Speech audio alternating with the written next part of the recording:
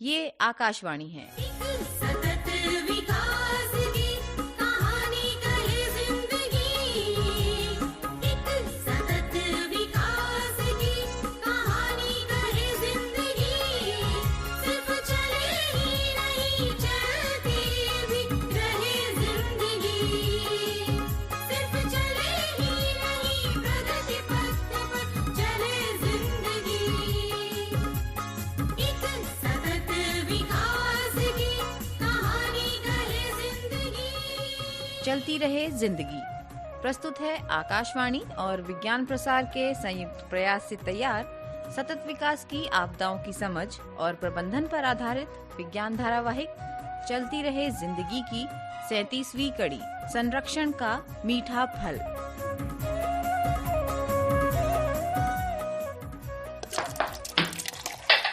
भाई बर्तन ही धुलते रहेंगे या फिर कुछ नाश्ता भी मिलेगा? अरे संडे को काफी काम होता है घर में, और बर्तन धुलेंगे तभी तो नाश्ता मिलेगा ना। लो। और वैसे भी आपको पता है ना, आज मेरी दोस्त आरती और उनके पति डॉक्टर प्रदीप आ रहे हैं। अरे शांता जी, तू बर्तन धोकर सफाई कर दे, और मनीषा तू नाश्ता बना दे। जी मेम साहब। मैं जरा नहा कर आती हूँ। ठीक। अरे भाई मैं तो कब का नहा लिया हूँ।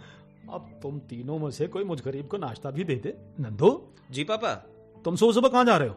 अभी भी गिटार की प्रैक्टिस चल रही है क्या? नहीं पापा, जरा संरक्षण और जीवन विषय पर रवि से नोट्स लेने जा रहा हूँ। क्यों भाई, रवि क्या तुमसे ज्यादा अच्छे नोट्स लिख सकेगा? और वैसे भी अभी डॉक्टर आरती और उनके पति आने वाले हैं, लगता है आज नाश्ता मिलेगा नहीं। नंदू, अभी तू थोड़ा रुक जा, जब मेहमान चले जाएं तब चला जाइयो। और देख, मनीषा ने कुछ नाश्ता वास्ता बनाया कि नहीं? पापा, नाश्ते पर मैं काफी देर से आपकी आवाज सुन रहा हूँ। सुन ही रहा है ना बेटा, तो अब जाकर के देख भी आ नाश्ता बना या नहीं। पापा, आप तो फेफड़ों के डॉक्टर हैं और ऐसा नाश्ता मांग रहे हैं जैसे आपको सुबह कुछ मिला ही ना हो। हाँ? चाय रस तो हो गए ना, अब थोड़ा इंतजार करो। अरे बेटा, डॉक्टर हूं तो क्या नाश्ता नहीं करूंगा? हाँ? अच्छा, देखता हूँ पापा। वैसे भी मम्मी ने कहा था कि खाना भूख देखकर खाना चाहिए, समय देखकर नहीं। बेटा नंदू, माना तुम्हारी माँ गैस्ट्रोएंटरोलॉजिस्ट है, पर बेटा भूख लगी है तभी तो मांग रहा हूँ। और वैसे भी मैं देख रहा हूँ कि पिछले कुछ दिनों से मुझे खाना देने में कंजूसी हो रही है। हाँ पापा, वो तो है, और मम्मी पेट की डॉक्टर हैं, तो आपसे बेहतर पेट को जानती हैं। चलो ठीक है, माना कि तुम्हारी मम्मी पेट को मुझसे बेहतर जानती है, पर क्या किसी को भूखा रखने से अन्न का अपमान नहीं होगा? हैं? बताओ बताओ। नहीं पापा, अन्न का अपमान नहीं, अन्न का होगा। चलो पापा, अपना प्रोजेक्ट इसी से शुरू करता हूँ। वाह नंदू भैया, ठीक कहा। हाँ भाई, सारे संरक्षण और सारी बचत मुझ पर ही करना। अरे मनीषा, नाश्ता तैयार हुआ या नहीं? लाई साहब। अरे लगता है डॉक्टर आरती आ गई। हैं? इतनी जल्दी? अरे भाई, अभी तो नाश्ता भी नहीं किया।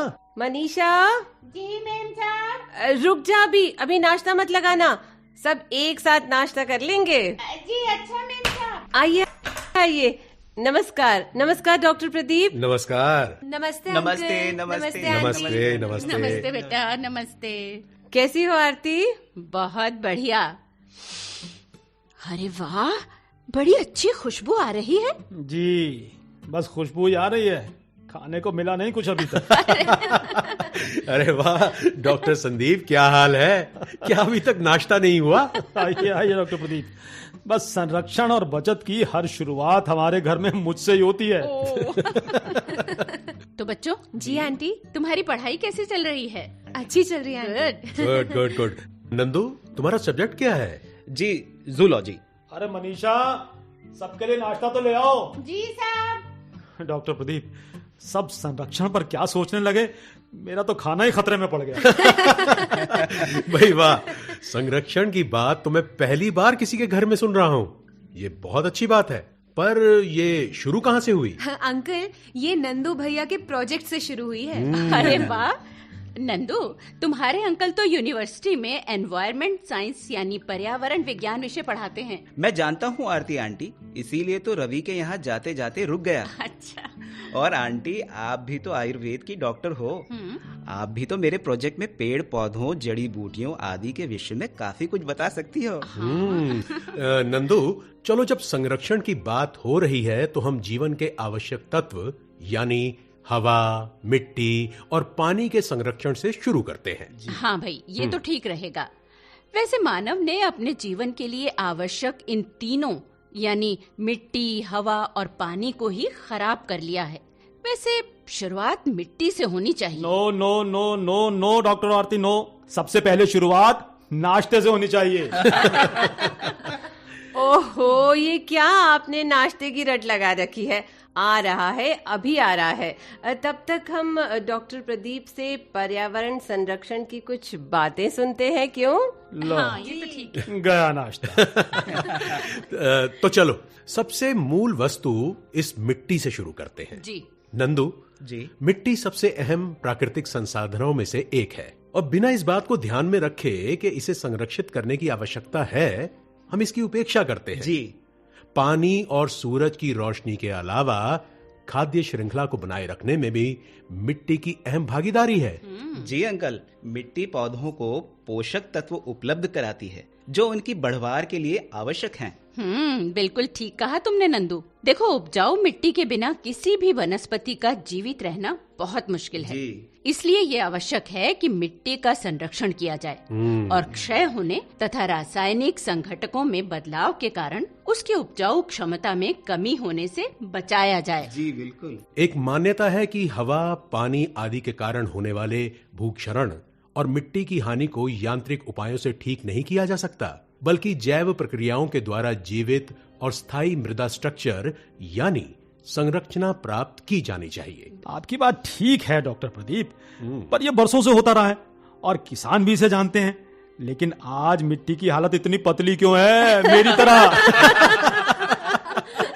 डॉक्टर संदीप, जैसी आपकी हालत नाश्ते की वजह से डामाडोल है, बस वैसे ही मिट्टी का हाल है। असल में मिट्टी एक बैंक की तरह है, जितने पैसे निकाले उतने डालने होंगे, वरना बैंक बैलेंस कम होता जाएगा। देखो भाई, हम जितने पोषक तत्व मिट्टी से लेते हैं उतने लौटते नहीं और इसी कारण मिट्टी की उपजाऊ क्षमता कम या खत्म होती जा रही है। बिल्कुल, और यहाँ आती है संरक्षण की भूमिका। अब देखो, आजकल धान की कटाई के बाद किसान खेतों को आग लगा देते हैं, जिस कारण प्रदूषण तो फैलता ही है, बल्कि मिट्टी को जीवित रखने वाले करोड़ों अरबों छोटे जीव, सूक्ष्म जीव आदि भी नष्ट हो जाते हैं। और फिर कितनी भी खाद डाल लो, उपज तो कम होती ही जाती है। जी। और भाई, पुराने समय में लोग पलवार की अहमियत को जानते थे। पलवार मतलब? देखो बेटा, पलवार यानी मिट्टी को ढक कर रखना। अच्छा। खेती में फसल अवशेष, सूखे पत्तों आदि से मिट्टी ढक देने से न सिर्फ खेत में नमी बची रहती थी, बल्कि सूक्ष्म जीव भी पनपते थे। अच्छा। और सुनो गुड़िया, अधिकतर फसलों के तने में करीबन 70 से 75% पोटेशियम होता है और हम इसे बेकार समझकर जला देते हैं। जबकि इन फसल अवशेषों को किसी गड्ढे में दबाकर खाद बना दें तो ये महंगा पोटेशियम बाजार से खरीदने की आवश्यकता नहीं है। और क्या? अरे भाई, सबसे अधिक बर्बादी इन पोषक तत्वों की शहरों में, हमारे घरों में हो रही है।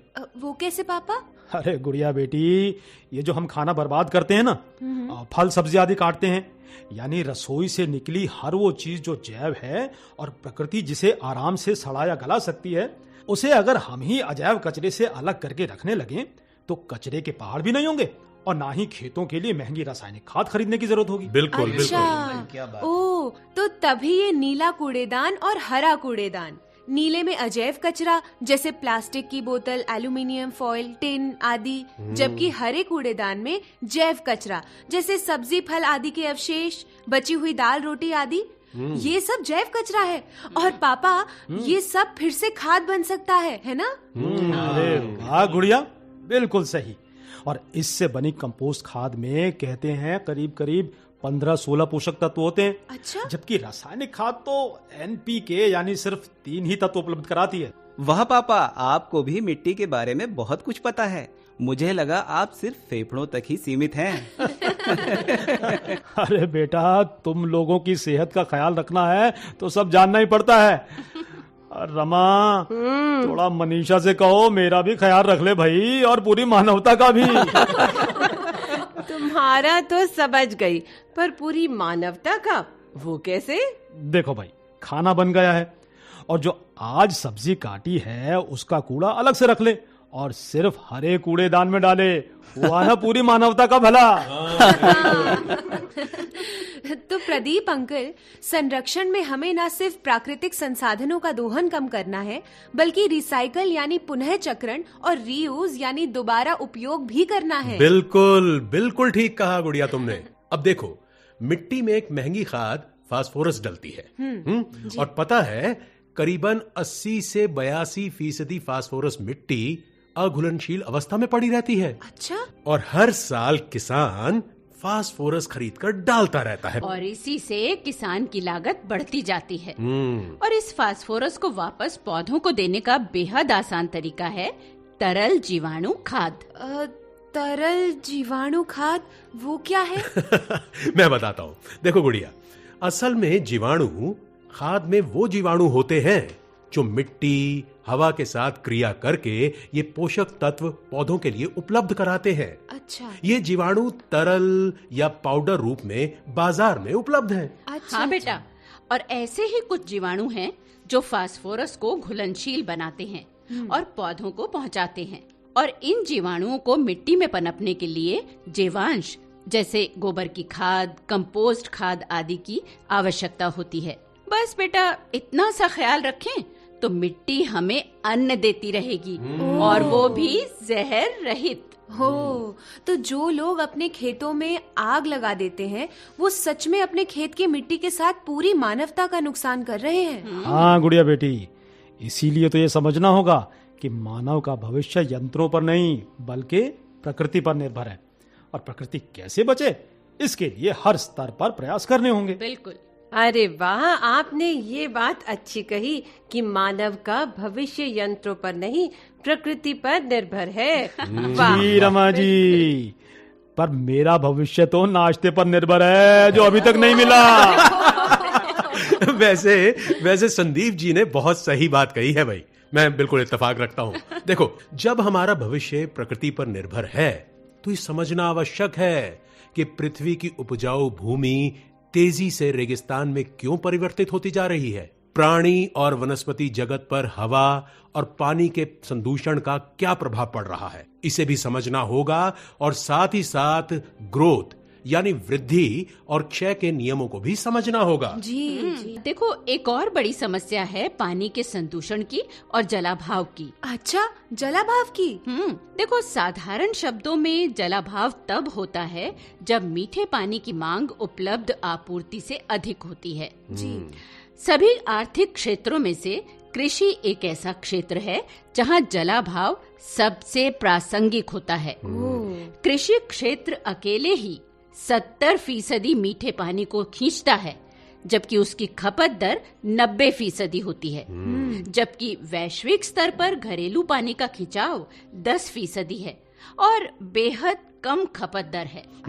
पर एक और आंकड़े पर हमें गौर करना पड़ेगा। जी। सुनो ध्यान से कि दिल्ली जैसे महानगरों में प्रति व्यक्ति पानी की खपत करीबन 250 लीटर है, जबकि किसी 5 स्टार होटल में ये आंकड़ा लगभग 500 लीटर के करीब हो जाता है। अच्छा। लो, और लोग कहते हैं कि पानी की कमी है। भला एक आदमी को दिन में 250 या 500 लीटर पानी की आवश्यकता है क्या? बिल्कुल सही कहा डॉक्टर संदीप आपने।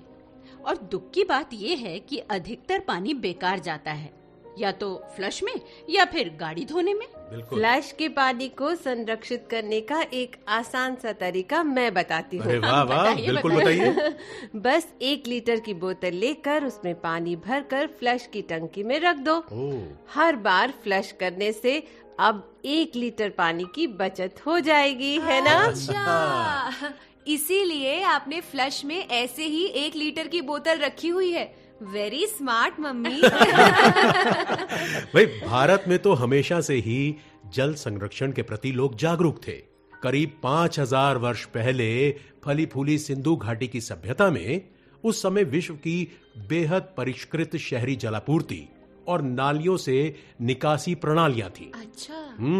उस समय सड़कों के नीचे ढकी हुई नालियों की प्रणाली उन्होंने विकसित की हुई थी। ठीक कहा डॉक्टर प्रदीप आपने। एक सबसे पुरानी जल संचयन प्रणाली पश्चिमी घाट पर पूना के पास मिली है। अच्छा। हाँ बेटा, और यहाँ बड़ी संख्या में चट्टानों को काटकर टंकियां या कुंड बनाए गए हैं। अच्छा पापा। हाँ बेटा, और ऐसा इसलिए किया गया है कि इससे रास्ते पर जाने वाले व्यापारियों को पीने का पानी उपलब्ध हो सके। और क्या आप लोग जानते हैं कि इस क्षेत्र के किलों में भी अपनी जल संरक्षण प्रणालियां होती थी, और जल भंडारण प्रणालियां जैसे चट्टानों को काटकर बनाए गए कुंड, तालाब, हौद और कुएं भी होते थे। और हाँ, पुराने समय में पश्चिमी राजस्थान के घरों को भी इस प्रकार बनाया जाता था कि उनकी छत पर पानी संचय किया जा सके। अच्छा। बेटा, और इन छतों में जो बारिश का पानी जमा होता था उसे भूमिगत टैंकों में भेज दिया जाता था। पानी को भूमिगत मिट्टी की पकी हुई नालियों और सुरंगों के जरिए संचयन और उसके परिवहन की एक और पुरानी प्रणाली है। अच्छा। और ये प्रणालियां वर्तमान में कहाँ है? वर्तमान में भी मध्य प्रदेश, कर्नाटक और महाराष्ट्र के कुछ हिस्सों में चालू है। अरे वाह, अभी तक? हाँ, देखो बेटा, ग्रामीण क्षेत्रों में अत्यधिक पानी तुरंत नदियों की ओर बह जाता है। अच्छा। और मौसमी नदियों के साथ सूख भी जाता है। इस पानी को रोकना और भंडारित करना बहुत जरूरी है। जी। शहरी क्षेत्रों में बारिश के पानी के भंडारण का सबसे लोकप्रिय तरीका है कि भवनों की छत पर उसे जमा करना और बाद में इस जल को उपयोग के लिए भूमिगत टैंकों में भेजना। अरे वाह। और बेटा, इससे भूजल के पुनर्भरण में मदद मिलती है और उस पानी के खत्म होने से सुरक्षा भी मिलती है। अच्छा। जी। और सुनो, जल संरक्षण से जल उपलब्धता में वृद्धि, भूजल स्तर में कमी पर नियंत्रण होता है। ये पर्यावरण हितैषी है। फ्लोराइड, नाइट्रेट और खारे पानी के तनुकरण द्वारा भूजल की गुणवत्ता में सुधार होता है। मृदा क्षरण और बाढ़ से सुरक्षा खासतौर से शहरी क्षेत्रों में जल संरक्षण द्वारा प्राप्त की जा सकती है। क्या बात है, बहुत अच्छी तभी बात तो रहीम ने कहा है कि रहीमन पानी राखिए, बिन पानी सब सून, पानी गए ना उबरे, मोती मानुष चून। भाई बात, सभी ताली बजा दो भाई डॉक्टर संदीप के लिए। अरे भाई वाह वाह तो सभी ने कर दी, मतलब समझे इसका? पापा, पानी के बिना चाहे मानव हो, चाहे मोती, चाहे आटा, किसी का भी अस्तित्व नहीं है। अरे क्या बात है गुड़िया, क्या बात। देखो भाई, अब मैं अपने विषय पे आता हूँ, यानी हवा या कहें वायु प्रदूषण। और ये हम सब जानते हैं कि इसके क्या क्या नुकसान होते हैं। नुकसान? वो क्या पापा? देखो भाई, हाल ही में दिल्ली की खबरें तो आती रही हैं कि कैसे वो गैस चैम्बर बन गई। और खतरनाक बात यह है कि भारत की राजधानी दिल्ली नहीं, बल्कि कई शहरों की हालत तो दिल्ली से भी खराब है। पर पापा, अब तो लोग घरों में एयर प्यूरिफायर लगा रहे हैं और अब तो कारों में ही एयर प्यूरिफायर लगकर आ रहा है। हाँ पापा। बेटा गुड़िया, यही तो दिक्कत है। कैसे? मैंने कहा ना कि मानव का भविष्य मशीनों पर नहीं बल्कि प्रकृति पर निर्भर करेगा। अच्छा। देखो, जिन कारों में एयर प्यूरिफायर हैं, वो ही सबसे अधिक प्रदूषण फैला रही हैं। और बिजली की हर बढ़ती खपत के साथ हम पर्यावरण में जहर घोलते जाते हैं। ये बात तो है, क्योंकि अभी हमारे अधिकतर बिजली घर कोयला आधारित हैं। बिल्कुल ठीक कहा संदीप जी आपने। देखिए, जैसा अभी गुड़िया ने कहा, हमें रिसाइकिल और रीयूज करना होगा। जी। धरती के संसाधन सीमित हैं, लेकिन आदमी के लालच की कोई सीमा नहीं है। ऐसे में आवश्यक है कि प्रकृति को सहेजना शुरू करें। बिल्कुल सही बात कही आपने। आदमी भी कमाल का है भाई। हमें इतना अच्छा ग्रह मिला जहाँ जीवन हर रंग में खिला खिला सा है, और हम उसे बर्बाद करके किसी और ग्रह पर बसने की जुगत लगा रहे हैं। बिल्कुल सही कहा रमा, तुमने बिल्कुल सही कहा। और इस ग्रह के अलावा तो हम अभी कहीं जीवन ढूंढ भी नहीं पाए हैं, और ना ही कहीं मिलने की संभावना नजर आ रही है। तो भाई, पहुंचने में हजारों साल लग सकते हैं, और पहुंचकर पता चला कि वहां तो सांस लेना भी दूभर है। जी। बस उम्मीद तो इस ग्रह के संसाधनों के संरक्षण पर ही है। अब सोचिए डॉक्टर संदीप, जरा सोचिए, जहां वायुमंडल में कार्बन डाइऑक्साइड का स्तर 300 ppm पहुंचने पर खतरे की आशंका जताई जा रही थी, अब वहां 400 ppm और उससे भी ज्यादा पहुंचने लगा है। जी। हाँ, इसी कारण धरती गुस्से में गर्मा रही है, और नए रोगों का प्रकोप, फसलों पर कीटों और रोगों का प्रकोप बेमौसम बारिश, अनदेखा सूखा, रेगिस्तानीकरण जैसे दुष्परिणाम लगातार देखने को मिल रहे हैं। अब समाधान बेहद आसान है कि अगर गर्मी है तो हमें हल्के ढीले ढाले सूती कपड़े पहनने चाहिए, मगर हम तंग कपड़े पहनेंगे और गर्मी में एसी चलाएंगे और गर्मी को कोसेंगे। और यही हाल सर्दी में है, हीटर जलाएंगे, बिजली खर्च करेंगे और मोटे कपड़े नहीं पहनेंगे। हाँ आरती आंटी, ये बात सही है। और मैंने अपने प्रोजेक्ट के रिसर्च के दौरान पढ़ा था कि जल संचयन की अनेकों विधियां पहले से ही तैयार हैं, खास तौर से उन क्षेत्रों के लिए जहां बारिश कम है और पानी दुर्लभ है, लेकिन लोग समय के साथ उन्हें भूलते जा रहे हैं। हालांकि हाल ही में मौर्य काल की पानी को बचाने की विधि अपनाकर लोगों ने बिहार के जिले में काफी पानी बचा लिया है। नंदू भैया, हमारी टीचर ने बताया था कि राजस्थान में भी लोग बड़े बांध बनाकर, जिन्हें खदिन, जोहड़ और टैंक कहते हैं, उनमें पानी जमा करते हैं। अच्छा गुड़िया। जी, ये प्रणाली उत्तर प्रदेश में भी अपनाई गई है और उसे जल तलैया कहते हैं। इसे मध्य प्रदेश में हवेली प्रणाली और बिहार में अहर प्रणाली कहते हैं। अरे वाह वाह, वेरी गुड भाई, गुड़िया को तो खूब पता है भाई। वाह गुड़िया। मेरी टीचर ने तो ये भी बताया कि प्रत्येक दिन पानी की बचत के लिए एक कार्य प्रणाली जरूर अपनाएं, भले ही इसका मतलब एक बूंद बचाना हो। जितना आवश्यक हो उतना पानी उपयोग करें। सभी लोगों में, समुदायों में जल संरक्षण का प्रसार करें। जल संरक्षण के नए तरीकों को ढूंढने के लिए परिवार और दोस्तों को प्रोत्साहित करें। रिसाव रहित घर सुनिश्चित करें। रिश्ते, नलों और पाइपों को दुरुस्त करें या करवाएं। रिसाव रहित शौचालय, टैंक सुनिश्चित करें। अरे वाह गुड़िया, तुम्हें तो मेरा सारा प्रोजेक्ट पता है। Thank you uncle, thank you. और बताऊं? हाँ बताओ। बेटा। अनावश्यक रूप से शौचालय को फ्लश ना करें। दांत साफ करते समय और मुंह पर साबुन लगाते समय नल खुला ना छोड़ें। और पापा और भैया, कार को बाल्टी भर पानी से धोएं, हॉस पाइप से नहीं। जो हुकुम।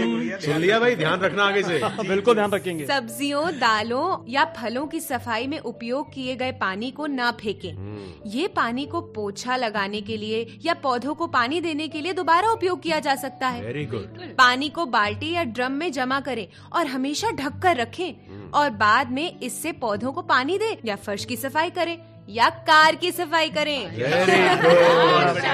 गुड़िया, बस तू सांस तो ले ले। भाई वाह, भाई वाह, भाई वाह। संरक्षण पर सबसे प्रैक्टिकल बातें तो गुड़िया ने ही बताई। हाँ, अगर सभी इन बातों का पालन करने लगे तो धरती यूं ही फलती फूलती रहेगी। बिल्कुल सही कहा आपने डॉक्टर प्रदीप। संरक्षण तो हम भारतीयों की आदत में शुमार है और मुझे लगता है कि हम थोड़ा भटक गए थे, लेकिन सब प्रयास करेंगे और संरक्षण के प्रति प्रतिबद्ध रहेंगे तो भाई आदतें बदलने में कहाँ टाइम लगता है। आपने बिल्कुल ठीक कहा डॉक्टर आरती, लेकिन कुछ आदतें बदलना ठीक नहीं है भाई। और स्वास्थ्य के लिए भी ये आदतें आवश्यक हैं। कौन सी आदतें? अरे भाई, नाश्ते की आदत। देखो भाई रमा, अगर प्रकृति का संरक्षण हो गया हो तो मेरे संरक्षण पर भी ध्यान दे लो। और अब जल्दी से डॉक्टर प्रदीप, डॉक्टर आरती के साथ सबके लिए नाश्ता लगवा दो। ओ, अरे मनीषा, जरा सबके लिए पनीर के पकौड़े, चाय और हलवा टेबल पर तो लगा दो। भाई वाह, संरक्षण का फल तो बहुत ही मीठा है। बिल्कुल मीठा है, याद रखना, बहुत मीठा है।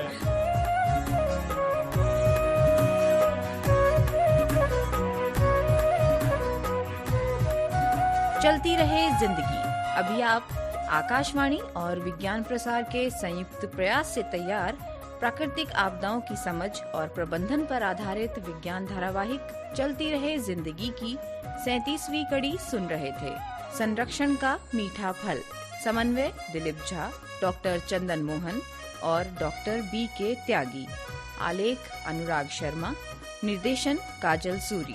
भाग लेने वाले कलाकार थे किशोर सहजानी, प्रीति मोहन, सलाम मोहम्मद, आशीष बग्गा, हर्षबाला खन्ना और रिद्धिमा बग्गा। साथियों, अभी जाइए नहीं, अब समय है आपसे किए जाने वाले सवालों का। हम आपसे 2 प्रश्न पूछेंगे। सही उत्तर भेजने वाले श्रोताओं को लकी ड्रॉ द्वारा निकाले गए परिणामों के आधार पर विज्ञान प्रसार द्वारा आकर्षक पुरस्कार दिए जाएंगे। हमारा आज का पहला प्रश्न है, मिट्टी का संरक्षण कितना महत्वपूर्ण है?